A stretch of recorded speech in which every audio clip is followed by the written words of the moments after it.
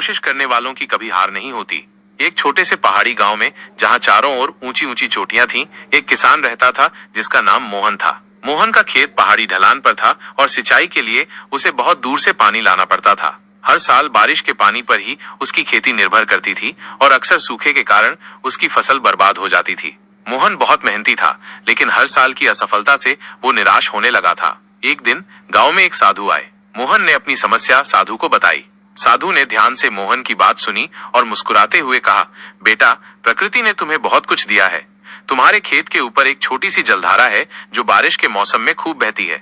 अगर तुम उस जलधारा को अपने खेत तक ले आओ तो तुम्हें कभी पानी की कमी नहीं होगी। मोहन ने कहा, महाराज, मैंने कई बार कोशिश की है। वो जलधारा पत्थरों और चट्टानों के बीच से होकर बहती है। मैंने गड्ढे खोदे, नालियां बनाने की कोशिश की, लेकिन पत्थर इतने सख्त हैं कि मैं हार मान लेता हूँ। मेरी कोशिशें बेकार जाती हैं। साधु ने गहरे स्वर में कहा, कोशिश करने वालों की कभी हार नहीं होती मोहन। हार तो तब होती है जब कोशिश छोड़ दी जाती है। हर पत्थर एक चुनौती है, लेकिन हर चुनौती को पार किया जा सकता है।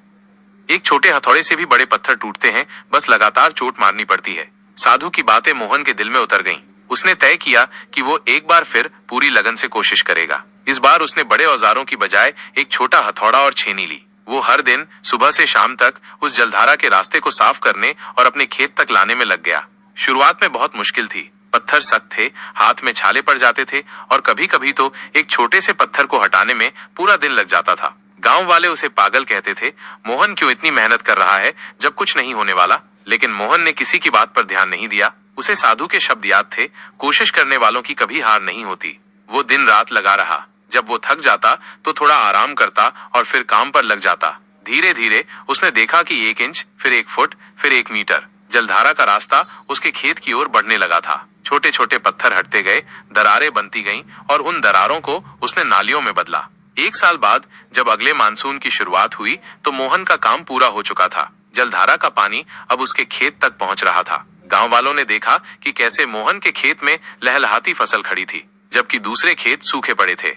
मोहन ने साधु को धन्यवाद दिया और कहा, महाराज, आपने मुझे सिर्फ पानी का रास्ता नहीं दिखाया, बल्कि जीवन जीने का रास्ता दिखाया। आपकी बात सच थी, कोशिश करने वालों की कभी हार नहीं होती।